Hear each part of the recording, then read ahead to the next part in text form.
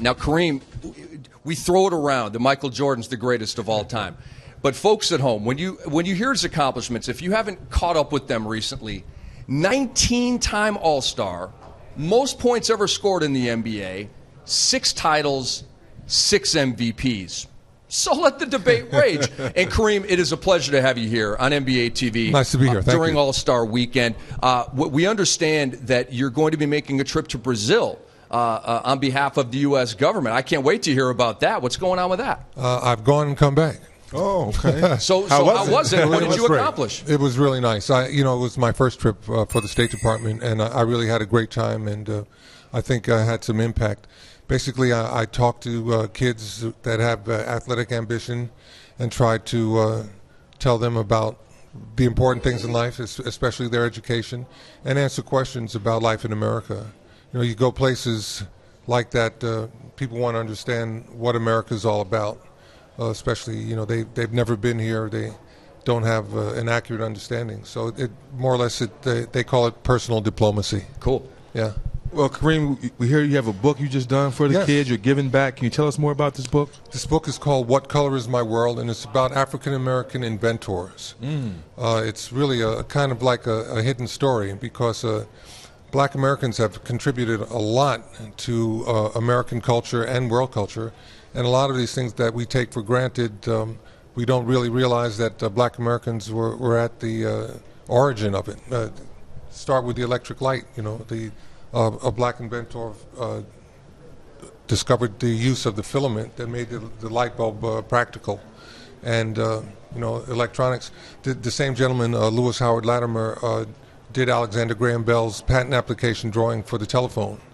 So telecommunications, electricity, very essential to our world today. We don't know that a Black American was right there at the beginning. Fantastic. All Kareem does is make the world a better place. And we have to ask you about Jeremy Lin, Sure. the New York Knicks sensation. We just had him. I know you've been watching. Kareem, you've been around this game for decades. Have you ever seen a bigger, better, out-of-nowhere story than Jeremy Lin? Well, I think it's a great story because the fact that he stayed in school for 4 years and got to learn the game in a college program where you have to earn your playing time.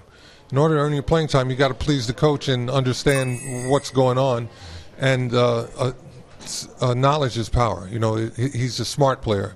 He understands what he needs to do out there, and he can that gap there, that knowledge gap is working in his favor, and he's coming to the Knicks and got people out there going crazy on 8th Avenue. It's great, Well, Kareem, I remember when Shaquille O'Neal came into the NBA, and I had a chance to hang with you guys. You would give him words of wisdom.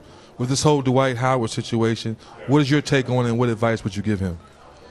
Geez, Dwight has the whole world in front of him. All he has to do is just be patient and figure out what's in his best interest. I don't know exactly what his situation is, but anyone with that kind of talent and all the teams that would love to have him. I know there's a lot of general managers, they drool about Dwight every night, So he just has to be patient, stay healthy, and do what's in his best interest. Kareem, I've got a couple questions about All-Star starters, Andrew Bynum and Kobe Bryant. I'll start with Bynum first. First-time All-Star, he's come a long way.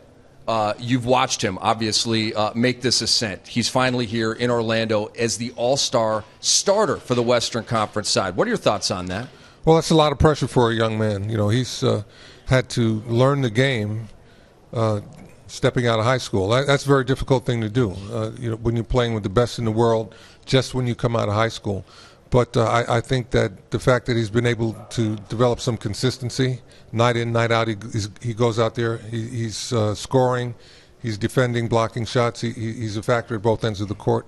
And all he has to do is just play to his strengths and pass the ball to the guys who can score. And the primary scorer on the Lakers still being Kobe Bryant. He recently passed Shaquille O'Neal to become the 5th leading scorer in the history of the NBA. You, of course, are number 1. Are you worried about Kobe catching you? Well, there's nothing I can do about it, so I don't worry about it. I could go out there and maybe try and trip him when he goes on the court. But I think as long as he can stay healthy, all the years that wear and tear on you, that would be the only thing that would keep him from doing it, you know, or you know, if he gets an injury or something. But if that doesn't happen, he has a great shot at doing it, and you know, more power to him. I agree. I've done the math, Kareem. He does have a very, very good shot at beating you. Listen, it's always a pleasure to have you drop by and grace us with your wisdom. We appreciate it, Kareem.